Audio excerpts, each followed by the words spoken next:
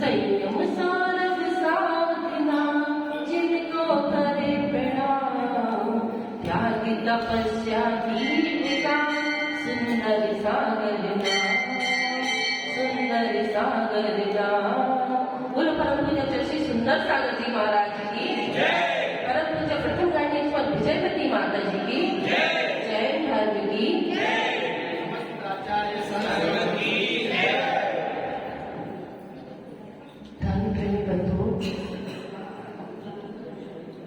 प्रवचन आप सुनते आ रहे हैं क्योंकि बचपन से ही सुनने का अभ्यास है। इसलिए किसी ने कहा है कि श्रोता 3 प्रकार के होते हैं, सोता, सरोता और श्रोता। श्रोता श्रावक किसे कहते हैं? जो भगवान की वाणी को, जिन वाणी को, गुरुओं की वाणी को ध्यान से सुनता है और श्रद्धा भक्ति से उसे अपने जीवन में ग्रहण करता है। जिसकी जैसी सामर्थ्य होती है वह उसके अनुसार चलने की कोशिश करता है। और सरोता श्रावक कौन से होते हैं? सरोते का क्या काम होता है? काट छाट करना। तो सरोता श्रावक वो होते हैं जो काट छाट का काम करते हैं। अरे किस कौन सी परंपरा के साधु हैं, किस परंपरा के आम नामों के हैं साधु, ये कौन से संघ के हैं, ये काट छाट करते रहते हैं। जैसे अगर वो धर्म सभा में आ भी गए, प्रवचन सुनने के लिए आ भी गए, तो भी जैसे मच्छर भिन भिन करता रहता है ना कान में, न कुछ चैन से बैठता है ना दूसरे को बैठने देता है। यही जो सरोता श्रावक होते हैं उनकी आदत होती है, वो काट छाट का काम करते रहते हैं। और तीसरे कौन से श्रोता होते हैं? सोता श्रावक के अच्छे सभा लगी हुई है, बढ़िया कुर्सी बिछी हुई है और हम आके बैठ गए और नींद की गोद में चले गए, निद्रा देवी की गोद में चले गए और हम सो गए। ऐसे एक बार एक सेठ जी प्रवचन हॉल में आए और वो प्रवचन सुनने लगे। जैसे ही वो प्रवचन चालू हुआ पंडित जी का और उनको नींद आने लगी। जैसे ही उनको नींद आने लगी तो वो सोने लगे। तो पड़ोसी ने उनको, बगल वाले ने उनको हिला दिया, सेठ जी। तो ये विशेषता होती है कि जिसको नींद आती है वो कभी यह स्वीकार नहीं करता कि हमको नींद आ रही है। भैया ये बैठ जाओ, ये बैठ जाओ। पंकज जी प्रवचन सुनो, गेट खुले रहते हैं। आएगी तो ठंडी का महसूस होगा कितनी है। परीक्षा सहन करने की आदत है। साथियों को तो सब मौसम सहन करने की आदत है, गर्मी सर्दी। मेरे जैसी ठंड में भी आचार्य श्री जब सुबह हम लोग 8 बजे व्यवहार करते हैं और बगल से तेज गाड़ियों की रफ्तार निकलती है, वो ठंडी ठंडी हवा शरीर को लगती है, जब वो सहन कर लेते हैं, उतना परिसर सहन कर लेते हैं, तो आपके दरवाजे से तो थोड़ी बहुत ही हवा आ रही है, आने दो, कोई बात नहीं। आप लोग एक आंख सुनकर सुने कि तो पंडित जी को उसने हिला दिया। तो पंडित जी क्या बोले? नहीं नहीं, मैं तो ध्यान से सुन रहा हूँ, मैं सो नहीं रहा हूँ। दूसरी बार फिर पंडित जी को नींद आ गई तो फिर उसने हिलाया। अरे मैं तो आत्मा का ध्यान कर रहा हूँ, मैं सो थोड़ी ना रहा हूँ। तीसरी बार तो पंडित जी को फिर से इतनी तेज निद्रा देवी आ गई कि उसकी गोदी में ही गिर गए। अरे पंडित जी क्या करते हो? अरे मैंने बहुत मना किया इसको, मत आना, पर ये मेरी छाती पे चढ़ गई, आगे मैं क्या करूँ? तो मतलब 3 सोता मैंने आगे धर्म सभा में सो गए। लेकिन हमारे बांसवाड़ा के ऐसे श्रोता नहीं है, ये तो सब श्रद्धावान श्रोता है। इनको मैं तो पहली बार बांसवाड़ा आई हूँ बागल प्रांत में, लेकिन यहाँ की भक्ति देख के बहुत आनंद आ रहा है। सचमुच में आप भी सच्चे श्रोता था। सचमुच में यहाँ देखकर हमको इतना अच्छा लगा कि सच्चे देव शास्त्र गुरु के प्रति आपको बहुत अनन्य भक्ति है। और हमारी गुरु परंपरा यहाँ पर देखने को हमको मिली, जगह जगह पर आचार्यों के मूर्तियां हैं, उनके भक्त हैं। तो ये देखकर हम उनके खानदान के बच्चे हैं, तो हमको बहुत खुशी हो रही है, बहुत अच्छा लग रहा है इस प्रांत में आके आप लोगों की जिन भक्ति देख के। तो ये देव शास्त्र गुरु के प्रति हमारी भक्ति ही हमको भवपार लगा दी है। इस पंचम काल में एक तो ये दुखमा काल है। अगर आप सोचोगे भी कि हमको कहीं से कोई सुख मिल जाए, तो यहाँ सुख रंच मात्र भी सुख नहीं है। हम जिसे सुख मान रहे हैं वो एक सुखा भास है, लेकिन पंचम काल तो कौन सा काल है? दुखमा काल है। अब यहाँ पे हमको संसार समझ से भव पार कराने के लिए कौन समझाएगा? भगवान तो वेदी में बैठे हैं, मौन ही में बैठे हैं। जिनवाणी मांगो, खोलने का आपको फुर्सती नहीं है, किसी को भी स्वाध्याय करने का टाइम नहीं है। तो फिर आपको इस मोक्ष मार्ग पर श्रावक धर्म का ज्ञान कौन कराएगा? एक गुरु ही है जो हम पर इतना उपकार करते हैं कि हमको सच्चे मार्ग पर लगाते हैं। लेकिन और संसार के लोग तो हमारी सब व्यवस्था कर देंगे, भोजन पानी सब, लेकिन जब गुरु के पास आओगे तो वो आपको कौन सा भोजन कराएंगे? ज्ञानोत्तर भोजन। और उसे जो श्रद्धा से स्वीकार कर लेगा उसी का जीवन सफल हो जाएगा। लेकिन वह श्रद्धा आपके अंदर होनी चाहिए। अगर आपके अंदर श्रद्धा भक्ति नहीं है तो हम गुरु आपको कितना ही समझाएं, कितना ही मोक्ष मार्ग पे लगाए, धर्म मार्ग पे लगाए, लेकिन आपके जीवन का उद्धार होने वाला नहीं है। क्योंकि आपने प्रवचन सुना, क्योंकि अनादिकाल से सुनते आ रहे हैं, लेकिन हमने इस कान से सुना और इस कान से निकाल दिया तो हमारे जीवन का उद्धार नहीं होगा। लेकिन अगर हमने श्रद्धा भक्ति से उसको जीवन में ग्रहण किया अपने, क्योंकि संसार में सब फंसाने वाले हैं, आपको कोई भी धर्म का उपदेश देने, मोक्ष मार्ग पे लगाने की बात कोई नहीं करेगा। लेकिन आप गुरु के पास आओगे तो वो आपको धीरे धीरे श्रावक धर्म बताएगा कि कम से कम मंदिर जाया करो, रात्रि भोजन का त्याग करो। लेकिन आज के श्रावक के सच्चे गुरु कौन हो गए हैं? कौन हो गए आप लोगों के सच्चे गुरु? डॉक्टर। पहले 60 आवर्षक कौन से हैं आप लोगों के? धनोपास्ति, पेट पूजन, धनोपास्ति। सबसे पहले पेट पूजन किसके लिए है? कि सबसे पहले उठते साथ आपको बेड टी की याद आती है। जब तक सुबह चाय नहीं पी ले तब तक हमारे शरीर में चुस्ती फुर्ती नहीं आती। तो गरम गरम चाय जब आपके पास आई तो आप उसको फूक फूक के पियोगे। तो पहला नमन किसको झुकोगे? माथा झुकाओगे। किसको हो गया पहला नमन? चाय देवता। और धनोपास्ति, धन कमाने के लिए हम कितना प्रयत्न करते हैं, दिन रात हम धन कमाने में ही लगे रहते हैं। लेकिन अगर आपके हिस्से में, पल्ले में पुण्य नहीं है तो आप दिन भर भी दुकान खोल के बैठ जाना, आपको आमदनी होने वाली नहीं है।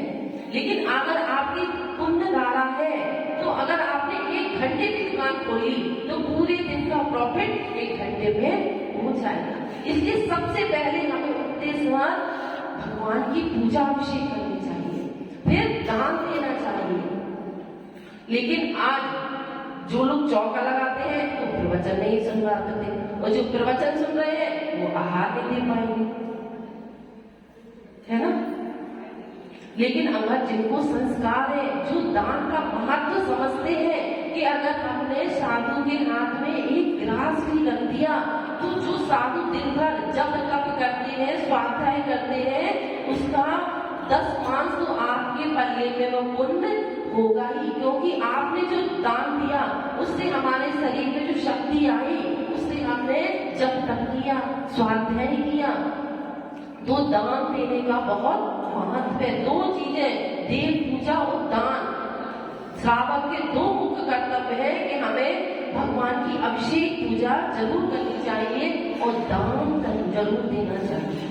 और छोटे छोटे नियम, जैसे आज 1 दिन का ही हम नियम ले लें कि आज हमारी थाली में 10 आइटम आएंगे तो हम कोई एक चीज उसका त्याग करेंगे। कहते छोटे छोटे नियम एक दिन बहुत बड़े हो जाते हैं। हम सब लोगों के जीवन में भी गुरु आए, कहते जिसके जीवन में गुरु नहीं उसका जीवन शुरू नहीं। हम सब लोग एक बेकार रफ चट्टान थे। ये मूर्ति का आकार तो हमारे जीवन में गुरु आए, गुरु ने दे दिया।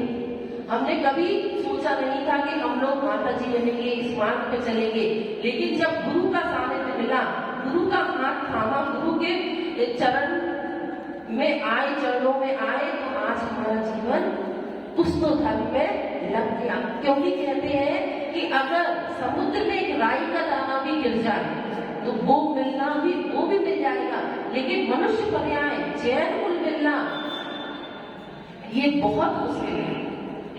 जैन कुल मिलके फिर आपके आसपास में मंदिर का होना, अगर आप विदेश में हो और बड़ी सिटियों में भी होंगे तो 10-10, 15-15 किलोमीटर तक कोई मंदिर नहीं मिलता। लेकिन हम बहुत पुण्यशाली हैं जो हमको सुबह शाम दोनों टाइम भगवान के दर्शन हो रहे हैं। यदि जब चित्तो जब पहर पर लखा वर्गे कोड़ा कोड़ी अनंत पर जब चिन्ह बनते। अगर हमने भगवान के मंदिर जाने का विचार भी कर लिया तो 1000 उपवास का फल आपको लग गया। और लखा गमन में अगर आप चलने लगे मंदिर की तरफ, आपके पैर बढ़ गए तो 1 लाख उपवास का फल आपको मिला। और जब साक्षात आपने भगवान के दर्शन किए तो अनंत उपवास का फल मिल गया। इतना एक देव दर्शन करने का महत्व है। तो कम से कम हमें ये नियम तो करना ही चाहिए कि हम रोज भगवान के दर्शन तो अवश्य ही करें। एक दृष्टांत बताते हैं कि एक सेठ जी थे, उनका कोई नियम नहीं था, वो कभी दर्शन करने किसी मंदिर में नहीं जाते थे। तो उनकी सेठानी थी, उसको बहुत चिंता हो गई कि सेठ जी तो कोई दर्शन करने के लिए जाते ही नहीं, इनका कैसे उद्धार होगा, इनका कैसे कल्याण होगा। तो महाराज जी के पास आई वो तो बहुत धर्मात्मा थी, बहुत उदार वृत्ति थी, बहुत दान वगैरह करती थी। तो उसने आचार्य से विनती की कि आचार्य ये कभी दर्शन नहीं आते, सिर्फ ये चतुर्दश जब मंदिर की गोलक होती है ना, सदैया जैनी, जैनियों के भी कई प्रकार हैं, सदैया जैनी, भदैया जैनी, लड़ैया जैनी, मरैया जैनी, है ना। तो सदैया जैनी जो रोज आते हैं, भदैया जैनी जो सिर्फ भागों के मान में ही दिखते हैं, और मरैया जैनी कोई मर वगैरह गया ना रिश्तेदार, तो दिए की बैठक होती तब मंदिर में लाते ना, तो सबको तब आना पड़ता है मजबूरी में। और लड़ैया जैनी जब मंदिर में कोई लड़ाई वगैरह हो गई तो उसमें सबसे आगे आ जाएंगे। और एक खवैया जैनी, अभी प्रवचन में देखो कितने से लोग हैं, कितनी बड़ी समाज है आपकी, लेकिन अभी यहाँ पे अगर कोई खाने का प्रोग्राम होगा फिर देखो पैर रखने के लिए जगह नहीं मिलेगी, अगर और प्रवचन सुनने के लिए। तो इसलिए तो कहते हैं कि हम बहुत पुण्यशाली हैं जो भगवान की जिनवाणी को हम सुनने का हमें रुचि हो रही है। जो लोग बहुत कम दिखाई देते हैं ना, ऐसे ही पुण्यशाली जीव, धर्मात्मा जीव बहुत थोड़े हैं जिनको जिनवाणी सुहा रही है, जिनवाणी सुनने का टाइम है जिनके पास। तो वो सेठ जी भी ऐसी कभी कभी मंदिर में सिर्फ जिस दिन नोट गिरना उस दिन वो आ जाते थे। तो जैसे ही सेठ जी मंदिर में आए तो सेठानी ने महाराज जी को इशारा कर दिया, जी हमारे सेठ जी ने, अब आप देख लेना। तो माता जी महाराज जी को तो काम ही है, कुछ काम ही नहीं है, तो यही काम है सब श्रावकों को पकड़ पकड़ के नियम दे दो। अच्छा, सबसे अच्छे महाराज जी कौन से होते हैं? माता जी कौन सी है सबसे अच्छी? जो कोई नियम नहीं है ना। आहार में भी उनके पास सबसे ज्यादा भीड़ लगेगी। अगर आज हम ये नियम देने लगे तो भीड़ अपने आप कम हो जाएगी। लेकिन कभी आपने सोचा कि हमको जब कई भी दवाई जबरदस्ती कौन खिलाएगा? गुरु ही खिलाएंगे। किससे छुड़ाने के लिए? ये संसार से भव पार कराने के लिए गुरु ही हमें एक नाविक की तरह है। तो सेठ जी ने, गुरु महाराज ने सेठ जी को बुलाया कि सेठ जी मंदिर जाया करो, मंदिर नहीं जाते हैं आप? अरे महाराज जी हमारे पास कहाँ टाइम है, ये मंदिर जाना तो सब फालतू का काम है, जिनको कोई काम नहीं है वो मंदिर जाए। मेरे पास तो बहुत काम है, इतना दुकानें हैं, इतनी फैक्ट्रियां हैं, इन सबको देखना पड़ता है।